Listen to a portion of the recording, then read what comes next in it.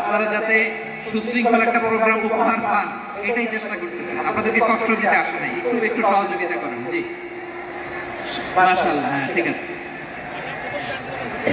আমার প্রিয় ভাইরা, প্রতিবেশী আস্তিক হোক নাস্তিক হোক, মুসলিম হোক হিন্দু হোক, তার সাথে ভালো আচরণ করবেন। বিষ্ণু ইসলাম ওনার ইহুদি প্রতিবেশীর বাসায় যেতেন। কোন প্রতিবেশী? ইহুদি। আওয়াজ করে বলেন, কোন প্রতিবেশী? ইহুদি।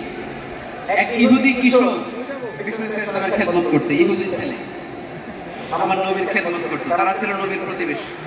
অনেকদিন হয় ইহুদি ছেলেটা আসে না। বিষ্ণু খোঁজ দিলেন, ঘটনা কি? একটা ইহুদি ছেলে না আমার খেদমতে আসতো, ছেলেটা কই? খোঁজ নিয়ে জানলেন ছেলেটা অসুস্থ। বিষ্ণু ইসলাম ইহুদির বাড়িতে চলে গেলেন ওই ছেলেটাকে দেখা করার জন্য, ভিজিট করার জন্য। সুবহানাল্লাহ পড়বেন না? সুবহানাল্লাহ। গেলেন, যে দেখে ইহুদি ছেলেটা মুমূর্ষ, যায় বিছানায় পড়ে আছে, তার বাবা কারণ।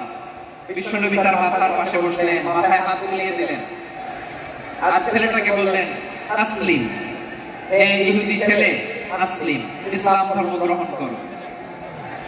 তো ছোট্ট ছেলে ভাবে আমরা ইহুদি, এখন ইসলাম ধর্ম গ্রহণ করলে আব্বা যদি বকা দেয়, ফানাযারা ইলা ওয়াজহি আবি, ছেলেটা তার বাবার চেহারার দিকে তাকালো, দেখে আব্বা কি করে। আব্বা যদি বলে তাহলে ইসলাম ধর্ম গ্রহণ করো। ইহুদি ছেলেটা তার বাবার দিকে যখন তাকালো, ওর বাবা বলে আতি আবুল কাসিম, আবুল কাসিম যা বলে তাই করো। আবুল কাসিম হচ্ছে বিষ্ণু ইসলামের একটা কুনিয়া, উপনাম। আমার রাসূলের বড় ছেলের নাম ছিল কাসিম। যেমন দেখবেন আমাদের এলাকায় কারো ছেলের বড় ছেলের নাম যদি হয় আব্দুল্লাহ, এটা আব্দুল্লাহর বাপ বলে ডাকে। কারো বড় মেয়ের নাম যদি হয় ফাতেমা, এটা কি ডাকে? ফাতেমার বাপ বলে না? বিষ্ণু ইসলামের বড় ছেলের নাম ছিল কাসিম। ইহুদি বাবা বলল আতি আবুল কাসিম, আবুল কাসিম যা বলে তাই শোনো, মানে মুহাম্মদ যা বলে তাই শোনো। এই কথা শুনে ছেলে সাহস পাইছে। ছেলে আবার পড়তে আরম্ভ করলো, আশহাদু আল্লা ইলাহা ইল্লাল্লাহ ওয়া আশহাদু আন্না মুহাম্মাদার রাসূলুল্লাহ। আল্লাহু আকবার, আল্লাহু আকবার। বিশ্বনবীর আহ্বান শুনে ওই আহ্বানে সাড়া দিয়ে ইহুদি ছেলে শাহাদা পড়ে মুসলমান হয়ে গেল। তার হৃদয়টারে ঈমানের নূর দিয়ে আলোকিত করে দিল কে? আল্লাহ।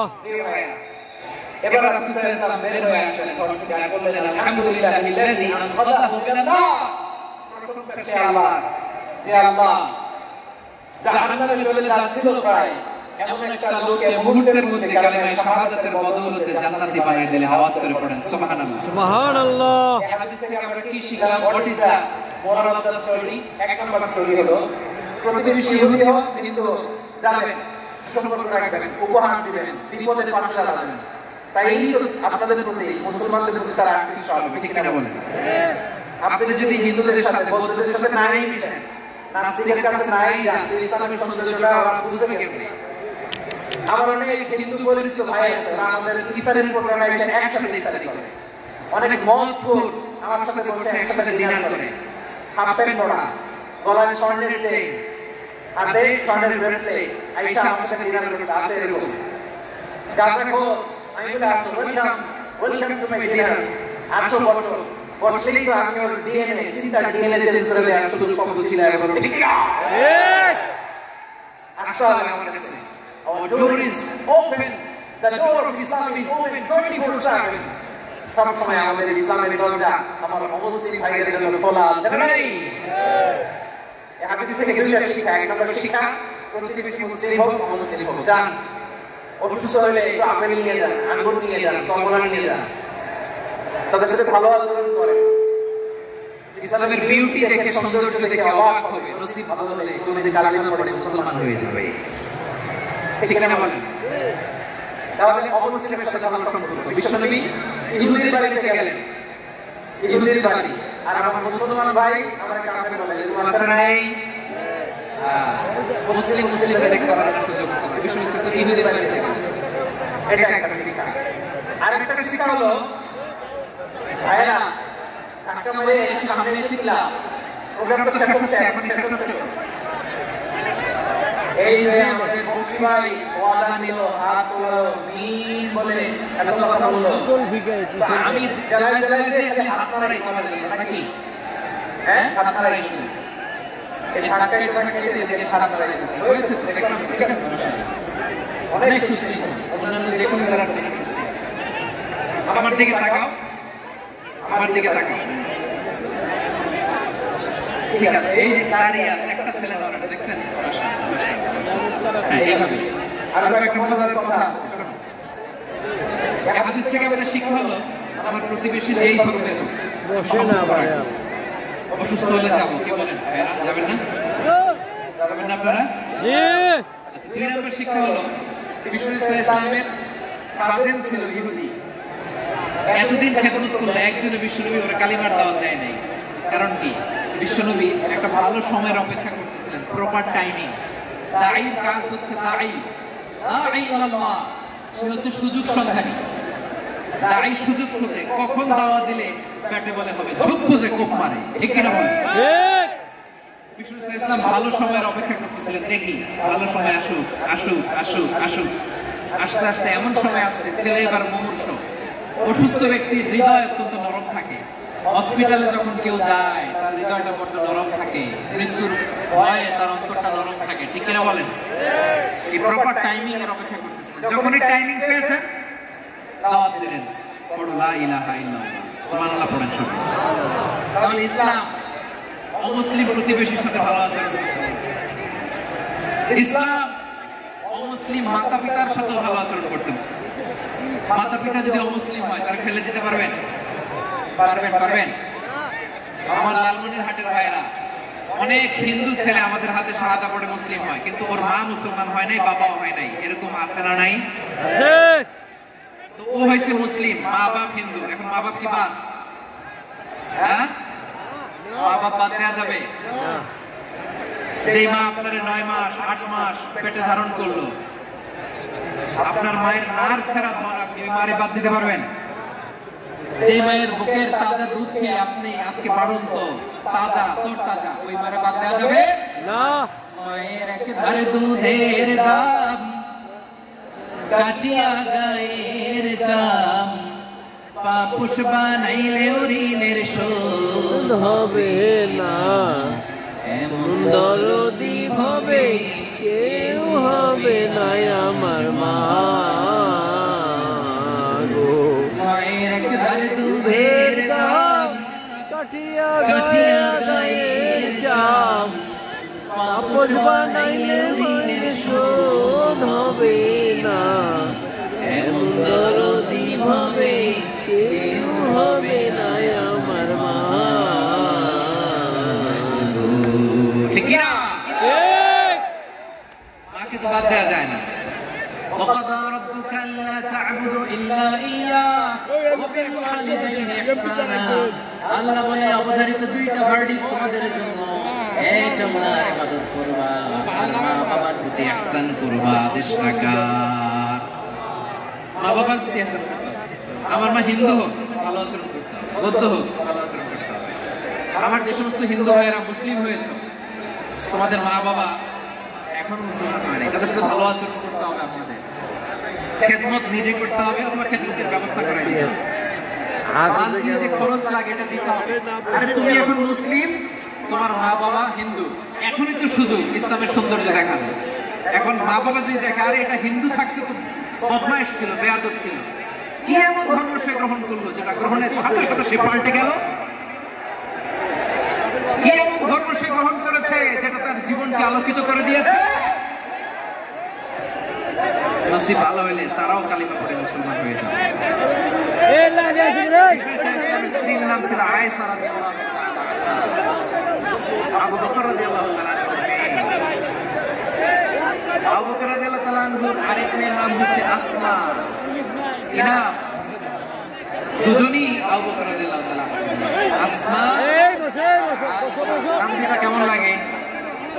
আসমা নামটা কেমন লাগে? আয়েশা নামটা কেমন লাগে? সবার ভালো লাগে নাই? নাম দুটো আপনাদের ভালো লাগে? লালমনিরহাটে অনাগত যদি কন্যা সন্তান হয়, যদি মনে চায় আসমা রেখে দিতে পারবে, যদি মনে চায় আয়েশা রেখে দিয়ে। দেশে বিদেশে এয়ারপোর্টে রাস্তা ঘাটে শুধু বলে, হুজুর একটা নাম দেন, আমার ছেলের একটা নাম দেন, মেয়ের একটা নাম দেন। আমার মনে আছে যশোরের আবদিনের মাহফিলে আমি একটা 2টা নাম দিয়েছিলাম। আজকে লালমনিরহাটের এই প্রোগ্রামে কন্যা সন্তান যদি হয় দুটা নাম দিলাম, আসমা কিংবা আয়েশা। ইনশাআল্লাহ পড়েন। ইনশাআল্লাহ। দুজন বোন, এক মায়ের, বাবা এক, মা দুজন। আয়েশা রাদিয়াল্লাহু তাআলা আনহার মায়ের নাম উম্মে রুমান, আর আসমা রাদিয়াল্লাহু তাআলা আনহার মায়ের নাম কুতাইলা বিনতে আব্দুল উজ্জা। আবু বকর রাদিয়াল্লাহু তাআলা আনহু 4টা বিয়ে করেছিলেন। একই ঘটনা ঘটেছে এই ফ্যামিলিতে। আসমা ইসলাম ধর্ম গ্রহণ করে মুসলিমা, কিন্তু তার মা কুতাইলা মুশরিকা। আই রিপিট, বোঝার জন্য আমি আবারও বলি, আসমা রাদিয়াল্লাহু তাআলা আনহা মুসলিমা, আর আসমার মা কুতাইলা, আওয়াজ করে বুঝতে পারলে বলেন, আসমার মা মুশরিকা। তার মানে মেয়ে মুসলিম, মা অমুসলিম। ভেজাল আছে না নাই? কিন্তু কুতাইলা আর ধৈর্য ধারণ করতে পারে না। আর ছাড়া ধন, কলিজার টুকরা ধন, কলিজার টুকরা সন্তান আসমানে দেখতে বড্ড মন চায়। সাইয়েদানা আসমা রাদিয়াল্লাহু তাআলা আনহা মক্কা থেকে হিজরত করে মদিনায় চলে গেলেন। হুদাইবিয়ার পর যখন মক্কা মদিনার ট্রাফিক স্বাভাবিক হলো, মক্কার লোক মদিনায় যায়, মদিনার লোক মক্কায় আসে। কুতাইলা কলিজার টুকরা সন্তান আসমানে দেখার জন্য কিছু উপহার নিয়ে বিশাল নূর পথ পাড়ি দিয়ে মক্কা থেকে মদিনায় যায়। সুবহানাল্লাহ বলেন। সুবহানাল্লাহ। এখন মা আসছে মেয়ের সাথে দেখা করতে, মেয়ে তো আর দেখা দেয় না। মেয়ে ভাবছে আমার মা তো মুশরিকা, অপবিত্রা, তার সাথে কি দেখা দেয়া যাবে? বিশ্ব নবীর দরবারে চলে গেলেন। সুবহানাল্লাহ বলেন। সুবহানাল্লাহ। কি সৌভাগ্যবান ছিল তারা। মাসলা জানার দরকার হলেই নবীর দরবারে চলে যেত। ঘরে বউয়ের সাথে ঝগড়া হলে নবীর দরবারে চলে যেত। অনেক সাহাবী বলে আমার পেটে ক্ষুধা লাগলো আমি নবীর কাছে চলে যেতাম, কারণ নবীর চেহারার দিকে তাকালেই আমার পেটের ক্ষুধা মিটে যেত। সুবহানাল্লাহ। সাইয়েদানা আসমা রাদিয়াল্লাহু তাআলা বিশ্ব নবীর কাছে চলে গেলেন, যে বললেন ইয়া রাসূলুল্লাহ ইয়া হাবিবাল্লাহ ইন্না উম্মি কাদিমাতুন ইলাইয়া ওয়া হিয়া রাগিবা। আমার মা মক্কা থেকে অনেক দূর মরুর পথ পাড়ি দিয়ে উপহার সামগ্রী নিয়ে মদিনায় আমার সাথে দেখা করতে এসেছে গো নবী। আমার জানতে বড্ড ইচ্ছে হয় আমি আমার মুশরিকা মায়ের সাথে একটু দেখা করতে পারবো কিনা। আফা আসিলুহা, আগে যেমনি আমি আমার মায়ের সাথে ভালো আচরণ করতাম, যেমনি আমি আমার মায়ের সাথে সদাচরণ করতাম গো নবী, এখন আমি মুসলিমা, মা মুশরিকা, এখনো কি আগের মতো সদাচরণ করতে পারবো নাকি? বিশ্বনবী বললেন নাম সিলিহা, হ্যাঁ রে আসমা, অবশ্যই অবশ্যই, আগে ঠিক যেমন তুমি তোমার মায়ের সাথে ভালো আচরণ করতে, এখনো তেমনি আগের মতো ভালো আচরণ করবা। সুবহানাল্লাহ। আওয়াজ করে পড়েন সুবহানাল্লাহ। সুবহানাল্লাহ। কি ইসলাম আমরা পেয়েছি! কত ব্রড মাইন্ডেড আমাদের ইসলাম, কত ওপেন মাইন্ডেড। ইসলাম তো ওপেন আপ করতে পারে, চিন্তা করতে পারে। বিশ্বনবী বললেন হ্যাঁ অবশ্যই, নাম সুলিহা, আগে যেমনি ভালো আচরণ করছো আসমা, এখন ওইরকমই করো, পাল্লা আরো বাড়ায় কি। সুবহানাল্লাহ বলেন। সুবহানাল্লাহ। তাহলে আমার যে হিন্দু ভাইরা, হিন্দু বোনেরা, ঈমানের বদৌলতে দৌলতে আপনি ধন্য হয়েছেন, আপনার আম্মা আব্বা এখনো মুসলমান হয় নাই, তাদের জন্য দোয়া করেন, তাদের জন্য দোয়া করেন, আল্লাহ যেন তাদেরকেও ঈমানের দৌলত দান করেন। আমিন আমিন আমিন। আরো জোরে পড়েন আমিন আমিন। এখন বলেন ইসলাম কি ন্যারো মাইন্ডেড রিলিজিয়ন না ব্রড মাইন্ডেড? Broad minded. লালমনিরহাটের যুবক ভাইরা আওয়াজ করো, ইসলাম কি ন্যারো মাইন্ডেড না ব্রড মাইন্ডেড? Broad minded. কতটা ব্রড মাইন্ডেড দেখেন। বিশ্বনবী সাল্লাল্লাহু আলাইহি সাল্লাম অমুসলিমরা যদি নবীকে উপহার দিত, ওই উপহারও বিশ্বনবী গ্রহণ করতেন। সুবহানাল্লাহ পড়েন। সুবহানাল্লাহ। আপনার অমুসলিম বন্ধু যদি উপহার দেয় সেটাও আপনি নিতে পারবেন, যেটা নেওয়া যায়। কিন্তু আপনার বন্ধু যদি আপনার মদের বোতল দেয়, নিতে পারবেন না? হ্যাঁ, মদের বোতল দিলে আপনার বন্ধু যদি আপনার পর্ক দেয়, পর্ক, শুকরের গোশত মিশ্রিত কোনো খাবার, ওটা নিতে পারবেন না? হালাল যে কোনো জিনিস নিতে পারবেন। বিশ্বনবী সাল্লাল্লাহু আলাইহি ওয়াসাল্লাম অমুসলিমদের দেয়া হাদিয়া গ্রহণ করতেন। কেমন নবী ছিলেন? আমার নবীরে চিনে নেন, আমার নবীর অ্যাটিটিউড জেনে নেন। বিশ্বনবী সাল্লাল্লাহু আলাইহি ওয়াসাল্লাম যখন কোনো জনপদে যেতেন, তিনটা অপশন নিয়ে যেতেন। এ ভাইয়ের আওয়াজ করে বলতে হবে, কোন জনপদে গেলে আমার নবীর অপশন থাকতো কয়টা? তিনটা। আমার মতো তিন আঙ্গুল উঁচু করে দেখান। তিন। বলুন আমার নবী কোন জনপদে গেলে কয়টা অপশন নিয়ে যেতেন? তিনটা। এক নাম্বার অপশন আসলিম তাসলাম, নতুন এলাকায় গেলে বলতেন আসলিম তাসলাম, ইসলাম ধর্ম গ্রহণ করো, শান্তিতে থাকবা, আমার ভাই হয়ে যাও, আমরা ভাই ভাই। ইসলাম মানো, আমরা ভাই ভাই। অপশন নাম্বার কত? এক। যদি বলে না ইসলাম মানবা না, ওকে, অপশন নাম্বার 2, মুসলিম হওয়ার দরকার নাই, লা ইকরাহা ফিদ্দিন, ইসলামে কোনো বাড়াবাড়ি নাই। খ্রিস্টান আছো থাকো, বৌদ্ধ আছো থাকো, ইহুদি থাকতে চাও থাকো, কিন্তু আমরা যেহেতু রিজিওনাল সুপার পাওয়ার, আমাদের আন্ডারে থাকো, ট্যাক্স দিয়ে থাকো, এটা বলে জিজিয়া। আলেম যারা আছেন বুঝবেন, এটা আরবিতে কি বলে? জিজিয়া। You pay us the tax, we will give you the security. তোমরা ট্যাক্স দিবা, আমরা সিকিউরিটি দিব, আমাদের আওতায় থাকবে, কেউ তোমাদেরকে আক্রমণ করতে পারবে না, আমরা নিরাপত্তা দিব। সুবহানাল্লাহ বলেন। সুবহানাল্লাহ। এটা অপশন নাম্বার কত? 2। আচ্ছা, বুঝে থাকলে বলেন, 1 নাম্বার অপশন কি ছিল? ইসলাম। ইসলাম মানো, শান্তিতে থাকবা, ভাই ভাই, আমরা ভাই ভাই। অপশন নাম্বার 2, ট্যাক্স দাও, আমরা নিরাপত্তা দিব, মুসলিম হওয়া লাগবে না। এখন 1 নাম্বারও মানে না, 2 নাম্বারও মানে না, মুসলিম হবো না, ভালো, খ্রিস্টান থাকো, ট্যাক্স দাও, আমরা সিকিউরিটি দিব না, এটাও মানি না। বিষ্ণু বলেন, তাহলে তলোয়ার আমাদের আর তোমাদের মাঝে ফয়সালা করবে। মুসলিম হবো না, ট্যাক্স দিবা, নিরাপত্তা দিব, আমাদের, আমরা সুপার পাওয়ার, আমাদের আন্ডারে থাকবে, এটাও না। তাহলে তোমাদেরকে তো আমরা বিশ্বাস করতে পারি না, কখন না কখন বিশ্বাসঘাতকতা করো, কার সাথে মিলে হাত মিলাও, তলোয়ার আমাদের মাঝে ফয়সালা করবে। তখন তিনি জিহাদের সশস্ত্র সংগ্রামের ঘোষণা দিতেন। সুবহানাল্লাহ পড়েন। সুবহানাল্লাহ। দেখেন, পশ্চিমারা জিহাদকে এইভাবে চিত্রায়িত করে না, ওরা জিহাদ বলতে বোঝায় তলোয়ার, হাত কাটো, গলা কাটো না। জিহাদ সশস্ত্র সংগ্রাম 3 নম্বরে। অধিকাংশ ক্ষেত্রেই বিশ্বনবীর সুন্দর আচরণ দেখে, আরে আমার নবীর যে নুরানি চেহারা, অনেকে তো কেবল সির্ফ চেহারাটা দেখেই কালিমা পড়ে মুসলমান হয়ে গিয়েছে। তারা মুসলিম হয় নাই, তারা তাদের ইসলামী বলবৎ ছিল, ট্যাক্স দিয়ে ইসলামের আন্ডারে ছিল। যারা এটাও মানে নেই, ওইটাও মানে নেই, তাদের বিরুদ্ধে জিহাদ। বিশ্ব ইসলাম 7ম হিজরিতে যখন খায়বার বিজয়ের পরে ইসলাম রিজিওনাল সুপার পাওয়ার হিসেবে আত্মপ্রকাশ করলো, বিশ্বনবী চিঠি লিখলেন অন্যান্য সুপার পাওয়ারের কাছে, রাষ্ট্রীয় চিঠি লেখে এক রাষ্ট্রপ্রধান আরেক রাষ্ট্রপ্রধানের কাছে, ঠিক কিনা বলেন? জানেন না আপনারা? এই যে 24-এর ছাত্র নাগরিক অভ্যুত্থানে, এই অভ্যুত্থান যখন শুরু হয়, আমি তখন সাউথ আফ্রিকাতে, একটা স্ট্যাটাস দিয়েছিলাম, গোটা নয় গোটা দেশ সংস্কার করা লাগবে। শুধু বাংলাদেশ নয়, সারা বিশ্বের বাংলা ভাষাভাষী লোকেরা এই আন্দোলনের সাথে সমর্থন তারা করেছে, এটাকে সাপোর্ট করেছে, তারা সমর্থন দিয়েছে। আমাদের ইউনাইটেড আরব এমিরাতের বাংলাদেশি ভাইরা, তারা সেখানে রাস্তায় নেমে এসেছিল, জানেন? ঠিক। ওইখানে ডেমনস্ট্রেশন করা যায় না, সেখানকার সরকার তাদেরকে যাবজ্জীবন দিয়েছিল। তখন আমাদের এই যে প্রধান উপদেষ্টা ডক্টর মোহাম্মদ ইউনূস সরাসরি G2G বলে, এটারে G2G, government to government, G2G, উনি চিঠি লিখলেন যে তাদেরকে, ইউর হাইনেস, এ সম্মানিত আমির, আপনি আমার এই চিঠির কারণে আমার সম্মানে এই 53 জন বাংলাদেশিকে মাফ করে দেন।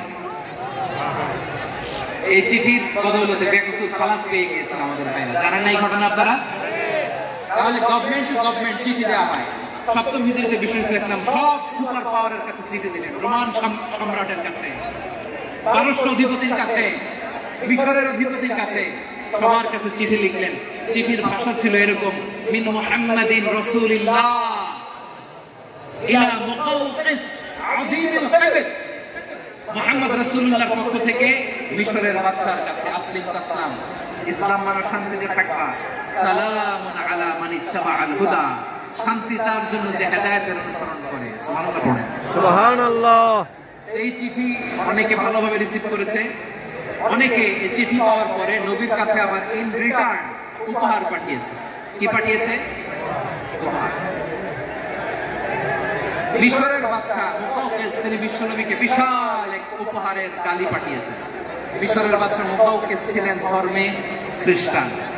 লালমনিরহাটের ভাইয়ের আওয়াজ করে বলেন, মিশরের বাদশা ধর্মে কি ছিল? খ্রিস্টান। খ্রিস্টান। কি উপহার দিয়েছিল আমার নবীকে? শুনতে মনে চায়? জি। আওয়াজ নাই লালমনিরহাটের গলায়, শুনতে মনে চায়? ইয়েস। 1000 স্বর্ণমুদ্রা, 1000 স্বর্ণমুদ্রা, 2টা খ্রিস্টান দাসী, একজনের নাম মারিয়া বিনতে শামউন আল কিবতিয়া, আরেকজনের নাম সিরিন বিনতে শামউন আল কিবতিয়া। একজন খ্রিস্টান দাস 20 থান কাপড় জামা বানানোর জন্য, আমার নবী যেন সেলাই করে জামা বানাতে পারে এজন্য 20 থান কাপড়, 20 থান ফাইন গার্মেন্ট, সুবহানাল্লাহ বলবেন না? সুবহানাল্লাহ। এরপরে একটা গাধা যেটার নাম ছিল রুফাই, আর একটা খচ্চর এটার নাম ছিল দুলদুল। খচ্চর চিনেন? গাধা আর ঘোড়ার ক্রসিং এ যে প্রাণীটা দুনিয়াতে আসে ওটার খচ্চর বলে। তো এই যে সুপার পাওয়ার, খ্রিস্টান বাদশার কাছে নবী চিঠি লিখলেন, ওই খ্রিস্টান বাদশা আমার নবীকে উপহার দিল। বিশ্বনবী এই উপহারগুলো আনন্দে গ্রহণ করেছে। সুবহানাল্লাহ পড়বেন না? তাহলে অমুসলিম কেউ যদি আপনাকে উপহার দেয়, হালাল উপহার বলে আপনি গ্রহণ করতে পারবেন।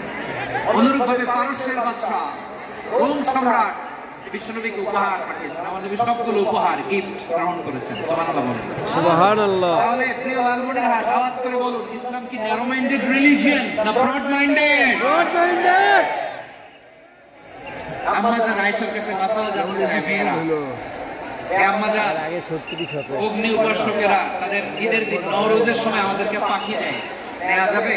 উনি বললেন, ওরা জবাই করে দিলে নেওয়া যাবে না, কিন্তু ওরা যদি ফলমূল এরকম খাবার দেয় এগুলো নেওয়া যাবে। তার মানে অমুসলিমদের দেওয়া উপহার এটা গ্রহণ করা যায়। সুবহানাল্লাহ বলেন। সুবহানাল্লাহ। শুধু তাই নয়, বিশ্ব ইসলাম অমুসলিমদের সাথে আর্থিক লেনদেনও করেছেন, ফিনান্সিয়াল ডিলিং করেছেন। অমুসলিমদের সাথে প্রয়োজনে আপনি ফিনান্সিয়াল ডিলিং করতে পারবেন। আমরা প্রায় দেখি বাজারের মিষ্টির দোকানগুলো আমার হিন্দু ভাইদের। লালমনিরহাটে মিষ্টির দোকান, দইয়ের দোকান কারা চালায়? তারপরে যে বারবার শপ, চুল কাটে যে নাপিত, অধিকাংশ নাপিতের দোকানে কারা? আমার হিন্দু ভাইরা। আপনি চুল কাটতে পারবেন কিনা? পারবেন কিনা বলেন? পারবেন। তার দোকান থেকে দই মিষ্টি কিনতে পারবেন কিনা? হ্যাঁ, আমার মুসলিম ভাইয়ের দোকান থাকলে ওইটার আমি বেশি প্রায়োরিটি দিব, ঠিক কিনা? ঠিক।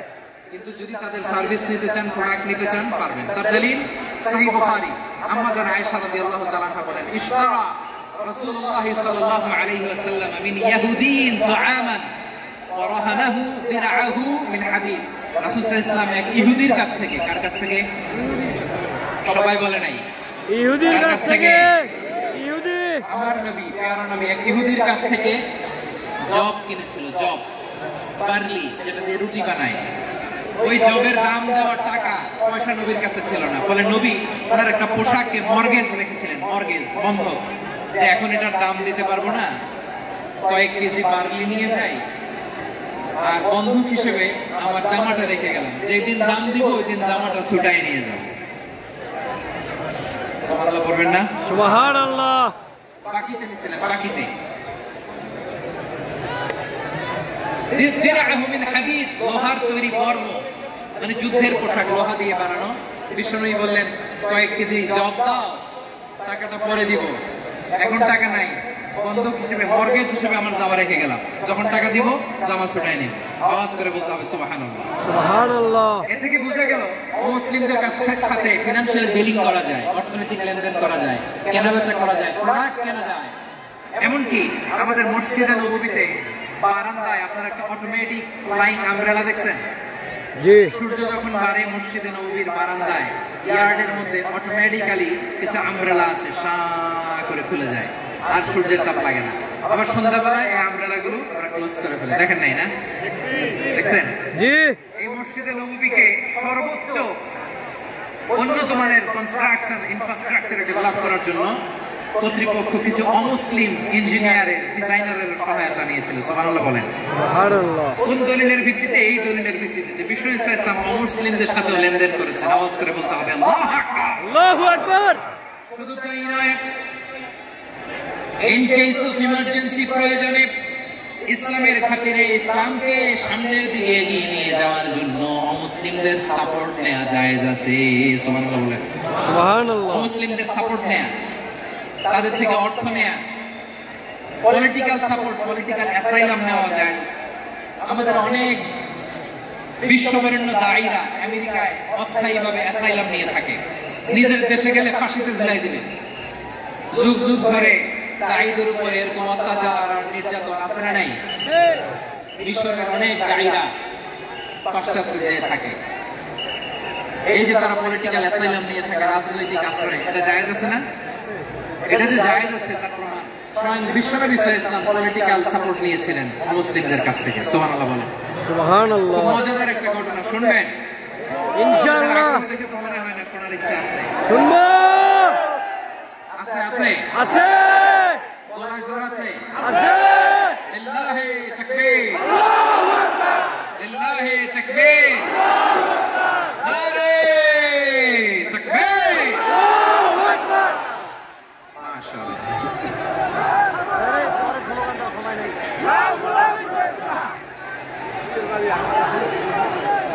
আরে হুজুর ওয়াজটা শুরু।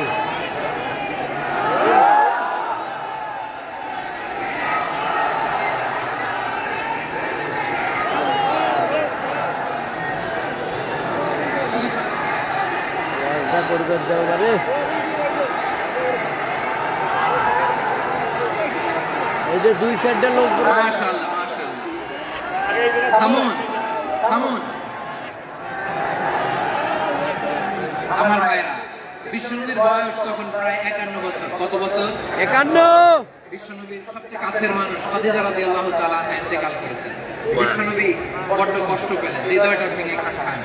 যিনি ঘরের ভেতরে বিশ্বনবীকে সান্ত্বনা দিতেন, ভালোবাসা দিতেন, বাইরে গেলে কুরাইশরা বকাঝকা করে, অত্যাচার করে, কিন্তু আম্মা জান খাদিজা রাদিয়াল্লাহু তাআলা আনহা ঘরটারে এমন শান্তির নীড় বানিয়ে রেখেছেন, এই ঘরের ভিতরে ঢুকলে বিশ্বনবীর কলিজাটা ঠান্ডা হয়ে যেত। সুবহানাল্লাহ। এজন্য রব্বুল আলামিন বলেন, খাদিজা, ও বরবন্দি খাদিজা, জান্নাতে এমন স্পেশাল একটা ঘর আমি তোমার জন্য রেডি করে রেখেছি। ওই ঘরের মধ্যে কোনো আওয়াজ নাই, ওই ঘরের মধ্যে কোনো নয়েজ নাই, ওই ঘরে কোনো বিশৃঙ্খলা নাই। কারণ মক্কার জমিনে আমার নবী কুরাইশদের বিশৃঙ্খলা, নয়েজ আর ঝামেলাগুলোকে উপেক্ষা করে যখন তোমার ঘরের ভিতরে ঢুকতো, ঘরটারে তুমি শান্তির নীড়, ঠান্ডা, নীরব, নিস্তব্ধ, নিঝুম আর শান্তির নীড় বানিয়ে রেখেছো। এই জন্য জান্নাতে স্পেশাল একটা শান্তির নীড় আমি তোমারে উপহার দেব। সুবহানাল্লাহ। ওই প্রিয়তমা স্ত্রী খাদিজা ইন্তেকাল করলেন, বিশ্বনবীর হৃদয় ভেঙে খান। আবার ওনার চাচা আবু তালেব ইন্তেকাল করলেন, যিনি পলিটিক্যাল শেল্টার দিতেন নবীকে। কে দিতেন? আবু তালেবের ভয়ে, বিশ্বনবীর এই চাচার ভয়ে কোন মুশরিক নবীর গায়ে হাত দেওয়ার সাহস পায় নাই। এখন স্ত্রীও নাই, চাচাও নাই, নবীকে আশ্রয় দেওয়ার কেউ নাই। নবীর চারদিকে অন্ধকার। নবী এখন কই যাবেন? আমার পেয়ারা নবী নতুন স্টেশন খুঁজতেছেন, নতুন দাওয়াতি প্ল্যাটফর্ম খুঁজতেছেন।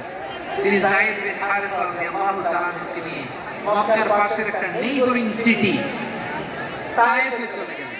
কোথায় চলে গেলেন? তায়েফে। লালমনিরহাটের ভাই আওয়াজ করে বলেন, কোথায় গেলেন? তায়েফে। তায়েফে চলে গেলেন। দিনের দাওয়াত দেওয়ার জন্য। কি দেওয়ার জন্য? নাকি জমি কিনতে গেছিলেন? জমি কিনতে?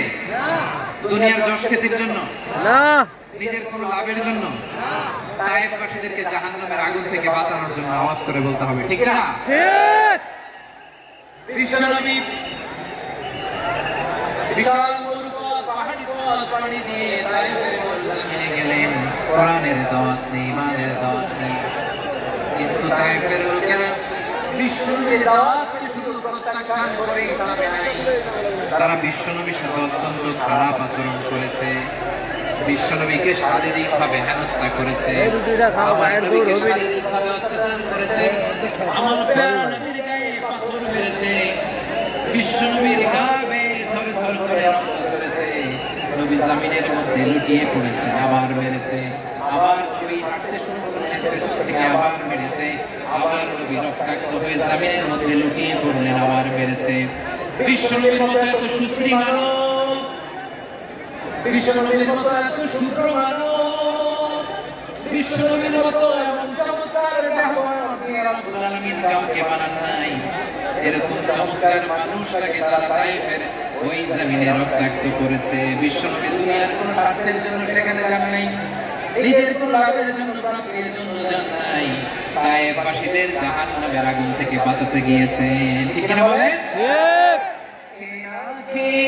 দিন প্রচারের কাজে নিজেকে দিয়েছো বিলিয়ে, তায়েফের কাফেরেরা চিনল না সে আলো, দুষ্টু ছেলেদের পিছু দিলে লেলিয়ে, পাথরের আঘাতে ক্ষত বিক্ষত হয়ে সারা শরীর থেকে রক্ত ঝরে। হে রাসূল তোমাকে ভুলি আমি কেমন করে, হে রাসূল তোমাকে ভুলি আমি কেমন করে।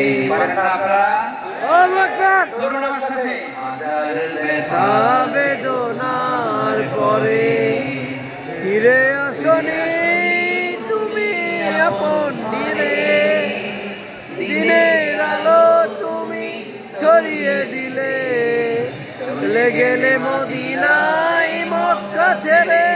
হে রাসূল তোমাকে ভুলি আমি কেমন করে, হে রাসূল তোমাকে ভুলি আমি কেমন করে। ঠিক না বলে? প্রিয় ভাইরা, তাই ফিরেছিলাম নবীকে রক্ষাক্ত করে। আমার নবী কই যাবে? কই যাবে? মক্কায় জায়গা নাই, তায়েফে জায়গা নাই। তায়েফ থেকে ভারাক্রান্ত মন নিয়ে আমার নবী মক্কায় ফিরে আসলেন। বিশ্ব নবী মক্কায় ঢুকতে পারেন না। মক্কার মরুভূমির দিকে তাকিয়ে, উপত্যকার দিকে তাকিয়ে বিশ্বনবী দাদা করে কাঁদেন, ঝরঝর করে নবীর চেহারা মুবারক থেকে চোখের পানিগুলো বেয়ে বেয়ে পড়ে। আমার জন্মস্থান, আমার শৈশব, কৈশোর, যৌবন কেটেছে এই মক্কায়, আমার এলাকায় আমি ঢুকতে পারি না। বিশ্বনবী মক্কার মধ্যে দাঁড়িয়ে যাও, দেখো কেউ আমাকে সাপোর্ট করার মতো আছে কিনা। যাও এর কাছে যাও, সাইয়েদনা যায়েদ গেলেন, তারাও প্রত্যাখ্যান করে ফিরিয়ে দেয়। বিশ্বনবী বললেন যাও অমুক লোকের কাছে যাও, তিনি প্রত্যাখ্যান করে ফিরিয়ে দিলেন। কেউ বিশ্বনবীকে আশ্রয় দিতে রাজি হয় না। নিজ জন্মভূমিতে বিতাড়িত বিশ্বনবী, সর্বশেষ বিশ্বনবী বললেন যাও মুতঈম ইবনে আদির ঘরে যাও। মুতঈম ইবনে আদি মুশরিক, তার কাছে যাও। গেলেন, মুতঈম ইবনে আদি রাজি হয়ে গেল। সুবহানাল্লাহ বলে। সুবহানাল্লাহ। অনেক বিপদের সময় আমি নিজে সাক্ষী, সামাজিকভাবে, রাজনৈতিকভাবে কত ঝঞ্ঝা, কত ষড়যন্ত্র, কত কনস্পাইরেসি পারি দিয়ে আমাদেরকে সামনে এগিয়ে যেতে হয়। এই শত্রুদের ভেতরেও একজনকে দাঁড় করিয়ে দেয় যে আল্লাহর কোরআনের জন্য রেডি হয়ে যায়। বলেন সুবহানাল্লাহ। সুবহানাল্লাহ। মুতঈম ইবনে আদি, আল্লাহ তার মনকে নরম করে দিলেন। মুতঈম বলে, মুহাম্মদ আমি তোমাকে আশ্রয় দেব। তার দুই ছেলেকে পাঠালেন, যাও খোলা তলোয়ার নিয়ে, সর্ট দিয়ে, গার্ড অফ অনার দিয়ে মুহাম্মদকে মক্কায় ঢুকাবার বলো, আমি আমান দেব। আমান কি দেব? আমান মানে সিকিউরিটি, নিরাপত্তা। সিকিউরিটি ছাড়া, আমান দেওয়া ছাড়া কেউ থাকতে পারতো না মক্কায়। দুই ছেলে বিষ্ণু ইসলামকে নিয়ে আসেন। নবী কাবার চারদিকে তাওয়াফ করলেন, নামাজ পড়লেন। আবু জাহেল, উতবা, শাইবা, ওয়ালিদ ইবনে মুগীরা সবাই দেখে কেউ কিছু করতে পারে না, কারণ মুতঈম ইবনে আদি ঘোষণা দিয়েছেন আমি মুহাম্মদকে আমান দিয়েছি, মুহাম্মদের গায়ে যেন কেউ স্পর্শ না করে। আওয়াজ করে পড়েন সুবহানাল্লাহ। সুবহানাল্লাহ। নবীর এই বিপদকালে মুহূর্তে মুতঈমের হৃদয়টাকে নরম করে দিল কে? আচ্ছা লন্ডনের হাটের ভাইরা বলেন, এই মুতঈম কি মুসলিম ছিল না মুশরিক? মুশরিক। সবাই বলতে হবে মুসলিম না মুশরিক? মুশরিক। তাহলে মুশরিকের কাছ থেকে নবী পলিটিক্যাল অ্যাসাইলাম, আধুনিক রাষ্ট্রবিজ্ঞানের ভাষায় পলিটিক্যাল অ্যাসাইলাম, যেটাকে বলে রাজনৈতিক আশ্রয়, ওনার আমান বা নিরাপত্তার এই ঘোষণায় তিনি মক্কায় ঢুকলেন। যতদিন নিরাপত্তা ছিল ছিলেন। মুতঈম যখন মারা গেল, বিষ্ণু ইসলাম হিজরত করে মদিনায় চলে গেলেন। সুবহানাল্লাহ। কিন্তু মুতঈম যে বিশ্বনবীর উপকার করছে এটা বিশ্বনবী বলে নাই। আমাদের অনেকে আছে উপকার করার পরে আর খেয়াল থাকে না, খাওয়ার পরে গলা দিয়ে নামলে আর খেয়াল থাকে না, এরকম আছে নাই? আমার নবী বলে নাই। বদরের প্রান্তরে 70 জন কাফেরকে যখন বন্দী করে বিশ্বনবীর সামনে হাঁটু ধরে দাঁড় করানো হলো, বসানো হলো, 70 জন কাফের, কয়জন? বিশ্বনবী তাদের দিকে তাকিয়ে বললেন, সহিহ বুখারীর বর্ণনা, লাউ কানাল মুতঈম ইবনে আদি হাইয়ান সুম্মা কাল্লামানি হাউলাই নাতনা লা তারাকতুম লাহু। বদরের প্রান্তরে 70 জন বন্দী কাফেরের দিকে তাকিয়ে আমার নবী বললেন, আজকে মুতঈম ইবনে আদি যদি বেঁচে থাকতো আর তোমাদের 70 জনের ব্যাপারে যদি মুতঈম এক বাক্যে একটা সুপারিশ করতো, তার সম্মানে আজকে তোদের সবাইকে আমি মাফ করে দিতাম। সুবহানাল্লাহ নাই? সুবহানাল্লাহ। চিল্লাচিল্লি যে কথা বুঝে নাই। কোন জিনিস মিস করছে আর নিজেরাও বলে নাই। বিশ্বনবী মুতাহিমের সাহায্যের কথা বলে নাই। 70 জন মুশরিক হাঁটুতে বসা, নবী চাইলে এখনই এক্সিকিউশন অর্ডার দিতে পারে। তিনি বললেন আজকে যদি মুতাহিম বেঁচে থাকতো আর মুতাহিম যদি তোদের জন্য সুপারিশ করতে, আমার জন্য তোদের সুপারিশ করতে, আমি মুহূর্তে তোদেরকে এমনি মাফ করে দিতাম। এবার বলেন ইসলাম কি ন্যারো মাইন্ডেড না ব্রড মাইন্ডেড? Broad minded. শুধু তাই নয়, যাকে যে সম্মান দেয়া আমার নবী দিতেন, হোক আস্তিক হোক নাস্তিক, হোক মুসলিম হোক অমুসলিম।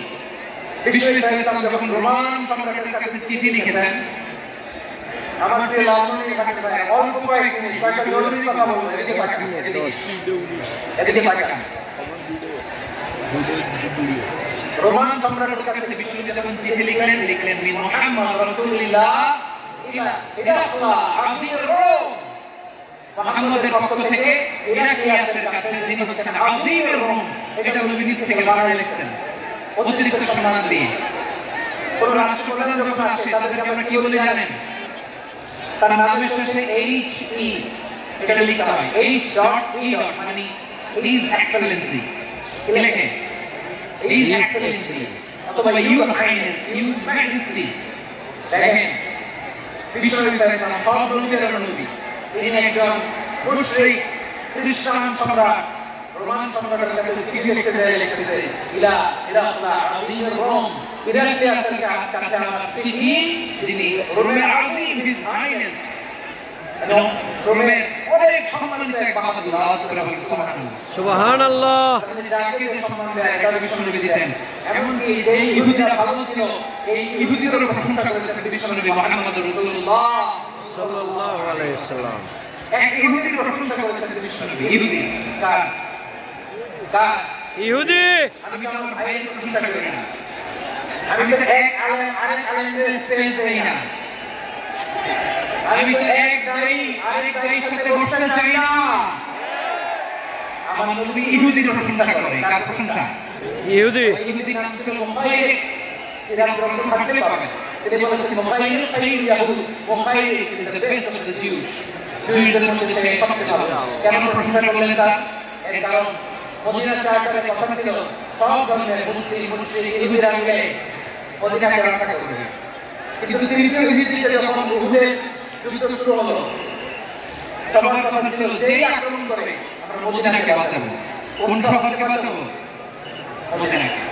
কিন্তু কুরাইশরা যখন অ্যাটাক করলো, ইহুদিরা আর আসে না, ইহুদিরা আর বের হয় না। বিশ্বনবী বললেন নবী ইহুদিরা আমরা চুক্তি করলাম কাছে লাফাই কে পাগলা ইহুদিরা বললেন সবাই ছাপিয়ে আসো, একটা ইহুদি বের হয় না, কেউ আসে না। সেদিন একজন ছাড়া, তার নাম মুখাইরিক। তার নাম কি? মুখাইর। বাহাদুরের মতো ফোরসার হয়ে বেরিয়ে গেলেন এবং বললেন গোটা ইহুদি সাম্রাজ্যে একজন যদি না আসে আমি মুখাইরিককে কেউ ঘরে আটকে রাখতে পারবে না। বেরিয়ে আসলেন, এসে বললেন আমি মুহাম্মদের পক্ষে যুদ্ধ করব, আমি মারা গেলে আমার সম্পদ আমার উত্তরাধিকারীরা পাবে না, আমার সম্পদ তোমরা মুহাম্মদকে দিয়ে দিবা। সুবহানাল্লাহ। সুবহানাল্লাহ। উহুদের ময়দানে 70 জন মুসলমান শহীদ হলো। এই ইহুদি সেও মুসলমানদের পক্ষে যুদ্ধ করে নিহত হলো। সুবহানাল্লাহ। সুবহানাল্লাহ। মুসলিমদের লাশ যখন নিয়ে আসা হলো, এই মুখাইরিকের লাশ নিয়ে আসা হলো। মুসলিমদের লাশের পাশে মুখাইরিকের লাশ দেখে বিশ্বনবী মুখাইরিকের প্রতি অনেক খুশি হলেন। আর বিশ্বনবী খুশি হয়ে বললেন মুখাইরিক খায়রু ইয়াহুদ, মুখাইরিক যদিও তুমি ইহুদি তারপরে তুমি সব ইহুদিদের মধ্যে সেরা ইহুদি। আমার নবী ইহুদিকে সম্মান দিতে কার কোনো করে না। আওয়াজ করে বলেন আল্লাহু আকবার। এবার সর্বশেষ আওয়াজ করব, ইসলাম কি ন্যারো মাইন্ডেড? না, ব্রড মাইন্ডেড। নাকি ব্রড মাইন্ডেড? Broad minded. সবাই বলেন ন্যারো মাইন্ডেড না ব্রড মাইন্ডেড? Broad minded. এজন্য অমুসলিম হইলেই তারা আমাদের শত্রু নয়। শত্রু কারা? শত্রু কারা? যে সমস্ত অমুসলিম আমাদেরকে নিশ্চিহ্ন করে দিতে চায়, যে সমস্ত অমুসলিম আমাদের ভূখণ্ড থেকে আমাদেরকে তাড়িয়ে দিতে চায়, যে সমস্ত অমুসলিম আমার ধর্ম নিয়ে তুচ্ছ তাচ্ছিল্য করে চিল্লায় বলেন ঠিক না, তারা আমাদের শত্রু। সাধারণ অমুসলিমরা আমার শত্রু নয়। এই যে হিন্দুরা থাকে আমার ভাই, বৌদ্ধরা আমার ভাই, খ্রিস্টানরা আমার ভাই, ইহুদিরা আমার ভাই, তারা দিনই ভাই নয়, তারা মায়ের পেটের ভাই নয়, তারা মানবিক দিক থেকে ভাই। ও মানুষ, আমিও মানুষ। এডি রহমত আছে, এডি আসছে ওই দিক থেকে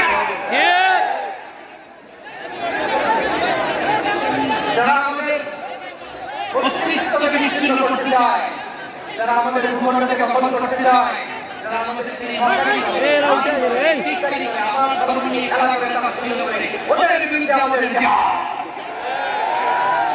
সাধারণ মানুষ আমাদের শত্রু নয়। আপনি জানেন, আমি তো নিউইয়র্কে ছিলাম অনেকদিন, ওখানে ফিলিস্তিনিদের পক্ষে যখন আমরা মিছিল করেছি, অনেক ইহুদি আমাদের সাথে মিছিলে দাঁড়িয়েছে। কারণ ওরাও জানে এই ভূখণ্ড ফিলিস্তিনিদের ভূখণ্ড, আওয়াজ করে বলো লালমনির মাঠ, ঠিক কিনা? ইসরায়েলের রাজধানী তেল আবিবে অনেক ইহুদিরা বেঞ্জামিন নেতানিয়াহু তার বিরুদ্ধে মিছিল করেছে। তারা কি আমাদের শত্রু? অনেক খ্রিস্টান আমাদের সাথে হিন্দুত্ববাদ এক নয়, ইহুদি ধর্ম আর জায়নিজম এক নয়। জায়নিজমের বিরুদ্ধে আমাদের সংগ্রাম, আমাদের জিহাদ।